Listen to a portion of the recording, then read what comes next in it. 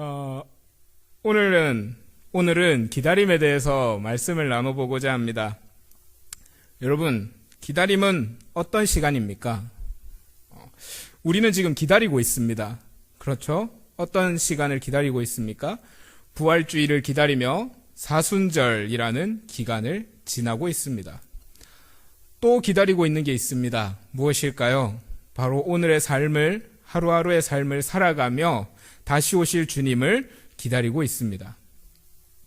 이렇게 우리가 기다리고 있는데 보통 기다림의 시간은 고통의 시간입니다. 어려움의 시간입니다. 되도록이면 피하고 싶은 시간입니다. 되도록이면 짧게 끝내고 싶은 시간입니다. 우리는 기다리고 있지만 안타깝게도 기다림 혹은 기다림의 시간이란 부정적인 감정이 앞서는 말입니다. 대표적으로 기도 응답에도 기다림이 필요합니다. 우리는 지금 50일 기도학교를 지나고 있습니다. 그동안 열심히 기도할 겁니다. 50일 동안 우리가 거의 1년치 기도할 거, 한번 빡세게 기도해보자 라는 다짐으로 우리가 시작하지 않았겠습니까? 우리의 마음들을 쏟아내며 평소에 어려웠던 것들, 주님 앞에 드리지 못했던 마음들도 빡빡 긁어서 열심히 기도할 겁니다. 그러나 그 가운데에서 정말 하나님 앞에 회복되고 새롭게 되는 시간들을 우리가 경험할 수도 있을 겁니다. 그리고 하나님의 능력을 체험하는 시간이 될 것입니다. 그러나 어떤 이들은 이 시간이 기다림의 시간이 되기도 합니다. 기도에 가장 중요하지만 어려운 법칙 중에 하나, 저도 별로 좋아하지 않는 그 응답, 침묵이라는 응답이 우리에게 다가올 수 있기 때문입니다. 물론 하나님께서는 침묵조차 기도의 응답으로 사용하시지만 받아들이는 우리에게 있어서 그 시간은 외롭고 힘든 시간입니다. 그나마 위안이 되는 것은 우리만 그 시간을 경험한 것이 아닙니다. 오늘 찬양으로 들었다시피 예수님께서도 그 기다림의 시간, 침묵의 시간을 경험하셨습니다. 고난받으시고 십자가에 못 박히실 때까지의 기다림과 침묵의 시간을 기꺼이 감내하셨습니다. 우리 또한 그 시간에 참여하고 예수님의 마음을 더 깊이 알아가고자 하는 마음으로 사순절의 절기를 보내고 있는 것입니다. 그렇다면 우리는 이 시기에 다시 한번 되물어야 할 질문이 있습니다. 예수님께서는 그 기다림의 시간, 침묵의 시간, 예수님께서는 사실 보낼 필요가 없는 시간, 그러나 기꺼이 우리를 위하여 보내신 그 시간을 어떤 마음으로 보내셨는가 하는 것입니다. 그리고 우리는 이 기간을 어떻게 하나님 앞에 서야 하는가 하는 질문입니다. 그 질문의 끝에, 사순절의 끝에 있는 부활의 주님을 만날 수 있는 여러분들 되시기를 소망합니다. 그 질문의 응답으로 하나님, 내가 여기 있습니다 라고 고백할 수 있는 여러분들 되시기를 소망합니다. 그리고 우리의 개인적인 종말이 이르렀을 때 주님, 제 응답이 여기 있습니다, 제 삶이 여기 있습니다 라고 주님 앞에 대답할 수 있는 여러분들 되시기를 소망합니다. 아멘. 오늘 말씀에도 기다리고 있는 사람들이 등장합니다. 오늘 말씀의 사람들은 어느 한 사람을 기다리고 있었습니다. 그 사람은 지금 감옥에 갇혀 있었습니다. 그리고 그 감옥에 갇힌 사람을 옥바라지하기 위해서 돕고 열심으로 기도하고 있는 사람들이 있었습니다. 감옥에 갇힌 자는 바울입니다. 그리고 옥바라지를 하고 있는 사람은 빌립보 교인들이었습니다. 바울은 어려움 가운데서 자신의 복음의 사역에 동참하고 어려움에 함께 하고 있는 빌립보 교인들에게 이렇게 칭찬합니다. 빌립보서 1장 3절에서 5절 말씀입니다. 한번 띄워주시겠습니까? 네, 빌립보서 1장 3절에서 5절 말씀입니다. 함께 읽어보겠습니다. 시작. 내가 너희를 생각할 때마다 나의 하나님께 감사하며 간구할 때마다 너희 무리를 위하여 기쁨으로 항상 간구함은 너희가 첫날부터 이제까지 복음을 위한 일에 참여하고 있기 때문이라. 아멘. 네. 여러분들, 말씀을 읽을 때 어떤 감정이 느껴지십니까? 말씀으로 읽혀지기에 매우 정제되어서 우리에게 다가오지만 감정을 조금 더 이입해 보면 이거는 거의 연애편지급입니다. 여러분들, 생각할 때마다 흐뭇하게 생각나는 그 사람이 있지 않았었습니까? 지금 그 사람이 내 옆에 있겠죠. 그렇게 있었습니다. 그리고 그 사람을 생각할 때마다 항상 감사합니다. 그리고 심지어 그 사람을 위해서 기도할 때마다 기쁨이 흘러나옵니다. 주님, 저 사람 보십시오. 저 사람과 함께 해주십시오라고 중보할 때마다 기쁨이 흘러나옵니다. 바울이 다른 교회에 쓴 수많은 편지들이 있습니다. 그것들이 모여 서신서가 되었죠. 서신서들 가운데 이런 표현을 받은 교회가 제 기억에는 거의 없습니다. 항상 너네 제대로 해라 라고 하는 표현들이 많았는데 빌립보 교회만큼은 이런 칭찬들과 이런 표현들을 받은 겁니다. 거의 무조건적인 칭찬입니다. 바울이 빌립보 교회를 얼마나 사랑했고 빌립보 교회 또한 바울이 전한 복음과 그것에 참여하고 있는 기쁨을 충만하게 누리고 있는지를 알 수 있는 대목입니다. 그리고 이런 모범적인 빌립보 교회가 바울과 함께 싸워야 할 싸움이 있었습니다. 바울은 그 싸움에 대해서 이렇게 말합니다. 빌립보서 1장 29절에서 30절 말씀입니다.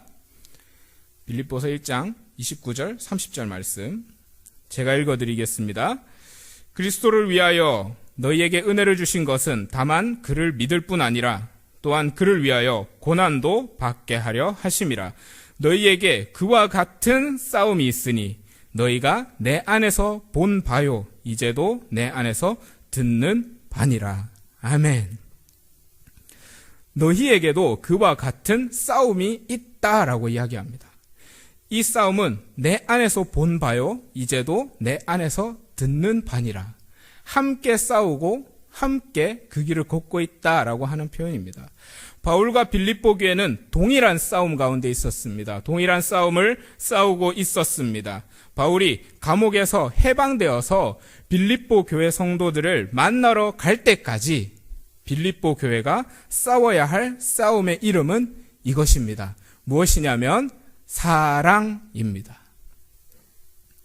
사랑. 이것이 바로 빌립보 교회에게 힘써 싸우라고 권면한 싸움의 이름입니다. 바울은 이 싸움의 방법에 대해서 이렇게 말합니다. 빌립보서 2장 2절에서 4절 말씀입니다. 사랑이라는 싸움을 싸울 때 어떻게 너희가 싸워야 한다라고 말하는 장면입니다. 빌립보서 2장 2절에서 4절 말씀 함께 읽어보겠습니다. 시작. 마음을 같이하여 같은 사랑을 가지고 뜻을 합하며 한 마음을 가지고 아무 일에든지 다툼이나 허영으로 하지 말고 오직 겸손한 마음으로 각각 자기보다 남을 낮게 여기고 각각 자기의 일을 돌볼 뿐더러 각각 다른 사람들의 일을 돌보아 나의 기쁨을 충만하게 하라. 아멘. 서로를 사랑하고 보듬고 아끼며 더 나아가서 남의 일까지 돌보는 것에 기쁨을 충만하게 느껴야 한다라고 합니다. 그리고 그 가운데에서 가장 어려운 것은 다툼이나 허영으로 하지 말고 겸손한 마음으로 하는 것입니다. 즉 공동체의 다른 이를 사랑하고 돕되 겸손한 마음으로 하라. 이것이 바울이 빌립보 교회에게 전한 싸움입니다.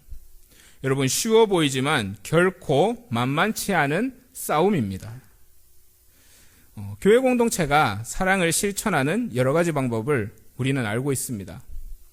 빌립보 교회가 바울을 돕듯 선교사님들을 물질적으로 기도로 동역하고 지원하는 방법, 또 어떤 교회들은 노숙자를 돕기도 합니다. 도시의 빈민들, 그분들에게 가서 쓸모있는 것을 나누어 주고 그들이 다시 재활할 수 있도록 돕기도 합니다. 또 어떤 이들은 재난에 빠진 다른 이들을 돕기도 합니다. 그런데 여러분, 이 도움들은 사실 대부분이 내가 그 다른 이들보다 우월한 상황에 있을 때 이루어집니다. 심리적으로 그 사람보다 더 평온한 사람, 경제적으로 그 사람보다 안정된 사람, 지위에 있어서 그 사람보다 높고 권위 있는 사람이 그렇지 않은 사람들을 돕기 마련입니다. 우리도 경험해 본 적이 있습니다. 작년 대한성소공회에서 우크라이나 전쟁에 의해 고통받는 사람들을 위해서 성경 보급 사업을 지원해달라는 간절한 외침에 우리는 응답했습니다. 그 간절한 외침에 우리는 공감했고 성경책이 필요하다고 외치는 이들의 간절함에 함께 공감하면서 어떤 이들은 물질로 후원했고 어떤 이들은 마음과 기도로 그 후원에 보탠 적이 있습니다. 아픔을 겪는 이웃들을 기억하고 도우라며 보여주시는 그 하나님의 뜻 앞에 우리는 순종했습니다. 또 특별히 다음 주는 광고된 대로 튀르키예와 시리아를 향하여 우리의 마음과 도움을 보낼 겁니다. 그러나 여러분, 이 돕는 가운데 우리가 중요하게 생각해야 할 것이 있습니다. 빌립보 교회가 바울을 기다리며 사랑의 싸움을 싸우며 기다려야 할 때 중요한 한 마음이 있었습니다. 그것은 바로 오늘 읽은 본문에 그리스도 예수의 마음을 가지는 것입니다. 이 마음이 아니라면 빌립보 교회의 기다림의 시간은 오히려 자신의 교만과 우월함을 쌓는 기다림이 될 것입니다. 예수 그리스도께서 우리를 대신하여 죽으실 때 내가 너희를 돕는다는 우월감으로 죽지 않으셨습니다. 그는 오히려 우리의 자리로 내려오셨습니다. 그는 근본 하나님의 본체시나 하나님과 동등됨을 취할 것으로 여기지 아니하시고 종의 형체를 가지사 사람의 모양으로 나타나셨습니다. 죽음을 경험할 필요가 없는 분께서 죽으셨습니다. 아니, 그 이상입니다. 예수 그리스도에게 죽음이란 존재할 수도 없는 것이지만 그때만큼은 오히려 예수님께서 죽음을 선택하셨습니다. 그렇게 우리를 향한 발걸음을 포기하지 않으셨습니다. 바로 그 마음이 빌립보 교회에게 필요하다라는 것입니다. 그 마음이 우리에게 필요하다는 것입니다. 부활절을 기다리며 사순절을 보내고 있는 우리에게, 더 나아가 예수님께서 다시 오심을 기다리며 살아가는 성도의 삶에서 그 마음이 가장 필요하다는 것입니다. 여러분, 사랑의 싸움을 하는 사람들이 필요합니다. 하나님께서 맡겨주신 이 교회에, 이 세상에 사랑의 싸움을 하는 성도들이 필요합니다. 예수 그리스도의 심장으로 그 싸움을 끝까지 완수할 사람이 필요합니다. 성령을 받아 자신의 힘이 아니라 예수 그리스도께서 주시는 힘으로 이 싸움을 버텨낼 사람들이 필요합니다. 내 상황과 상태가 조금 더 나아서 그들이 불쌍해서 돕는 것이 아닙니다. 사랑하여 돕는 것입니다. 주님이 나를 사랑하사 나의 모습과 동일하게 되시고 죽으신 것과 같이 나도 사랑하기에 그와 함께 그가 가진 어려움과 함께 싸워나가는 것입니다. 바라기는 우리 지자교회 성도님들이 그 싸움을 감당하는 성도님들 되시기를 소망합니다. 이 마음을 품으며 사랑의 싸움을 싸우며 나아가는 성도들이 마지막 그날에 부활의 주님을 배울 때 그 기쁨은 상상하지도 못한 기쁨일 것입니다. 우여가 누구야? 네가 나의 방법으로 세상과 싸웠구나. 세상의 불의와 사랑 없음과 절망과 싸웠구나. 참 잘하였다, 충성된 종아. 그렇게 말씀하실 때 그 기쁨은 무엇으로도 바꿀 수 없는 기쁨일 것입니다. 그 기쁨이 오늘날 사순절을 보내는 우리에게, 주님께서 다시 오실 그날을 기다리는 우리에게 이 싸움을 끝까지 싸우게 만드는 이유입니다. 이 세대를 바라보며 우리는 마지막 때라고 느낄 때가 참 많은 것 같습니다. 세상의 어려움 속에서 하나님께서 부어주시는 은혜들을 바라보며 더 그런 생각이 듭니다. 들어보신 적이 있을 겁니다. 들어보신 분도 있을 겁니다. 미국에 들어본 적 없는 에즈베리 신학교라고 하는 곳에서, 그 작은 대학에서 전 세계에 이목이 집중되는 부흥이 일어나기 시작했습니다. 평소와 같았던 신학대학의 한 채플이 끝나고 난 뒤 청년들이 예배당을 떠나지 않았습니다. 그 가운데서 기도하기 시작하고 찬양하기 시작했습니다. 그 가운데서 회개가 터져나오기 시작하고 자신을 드리는 예배들이 끊이지 않고 이어지기 시작했습니다. 그러자 많은 사람들이 그 예배를 집중하기 시작했습니다. 그리고 그 예배의 감격을 함께 경험하기 위해 미국 전역에서 그 대학을 방문하기 시작했습니다. 어찌 보면 당연한 일입니다. 그 대학, 이름도 처음 들어보는 에즈베리 대학이라는 그 대학은 우리가 잘 아는 미국의 유명한 대학이 아니기 때문입니다. 프린스턴, 모두가 들어보지 않았겠습니까? 하버드, 모두가 들어보지 않았겠습니까?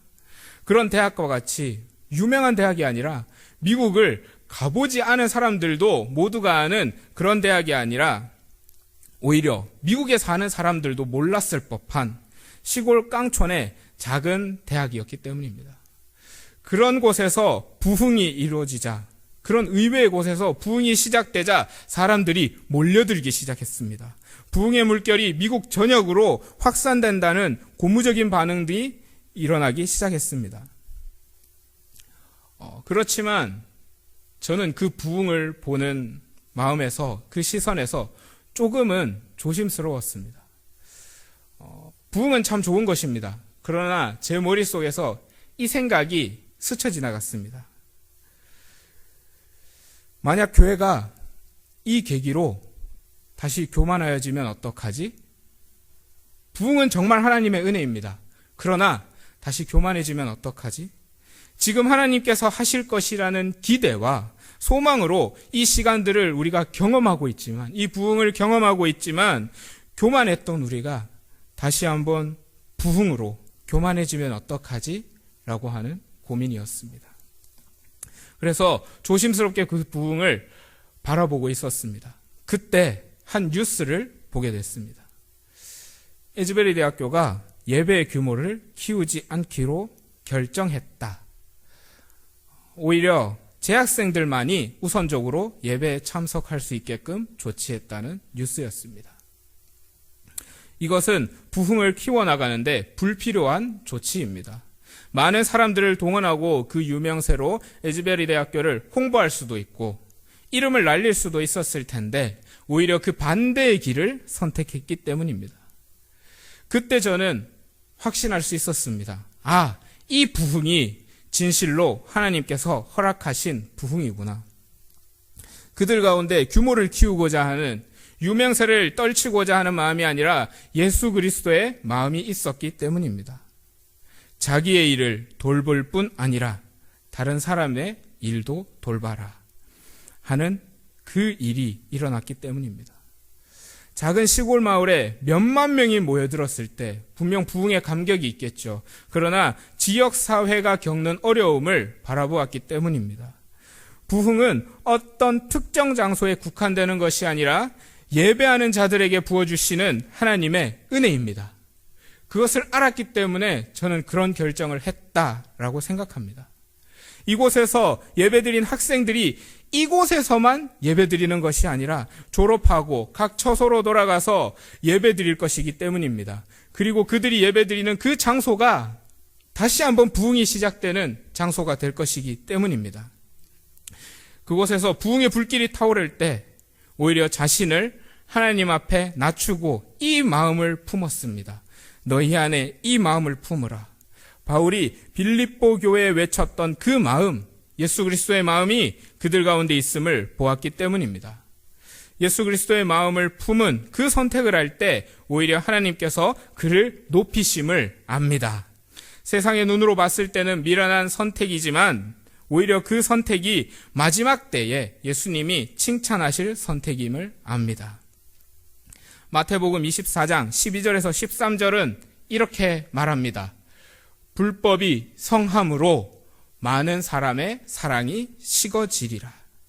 그러나 끝까지 견디는 자는 구원을 얻으리라. 마지막 때의 가장 절망적인 징조는 재난이 아닙니다. 전쟁이 아닙니다. 오히려 사랑이 식어지는 것입니다. 그러나 그 가운데에서도 끝까지 견디는 사람.